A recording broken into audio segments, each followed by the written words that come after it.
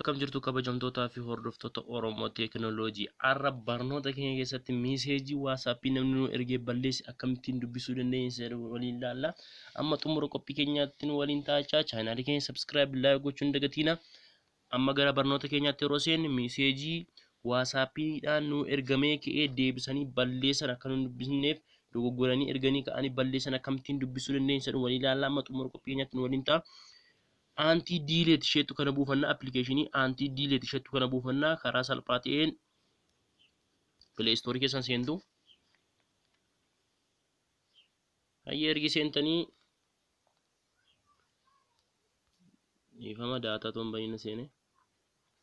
Ergi seentanii asirratti anti delete jettanii yoo galtan ala ofiisaa jalqaba irratti naa fideera anti delete view app message jedhee naa fideera asirratti to'inna. Fakkeenyaaf dura install godhan jiruuf waan dura download godhadheef opening gochaa jira. Hayyee opening gochaa dandeebi'a. Asumaan anti delete isheetu keessan banattu ergi buufattanii booda asii cufaa ture. Fakkeenyaaf kunoo baneera ammanii.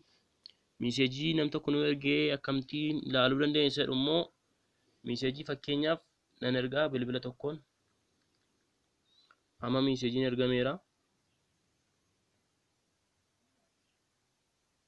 Ergee balleesseera fakkeenyaaf bilbila kabiraadhaan gara waasappii keenya seenna. Hayyee kunoo naa fideera fakkeenyaaf raayyoon isa jala seennee ilaalle. Yala this message was deleted jedhee jira.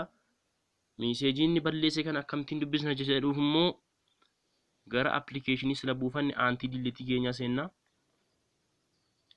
Kunoo naa fidee jira Raajii Joon akkam jedhee sa'aatii kan guyyaa gaafa 27/11/2020 ergee jira naan jedhee kunoo bifa kanaan sinii fida jechaadha. Waan dhaggeeffataniif guddaa galatoomaa jecha.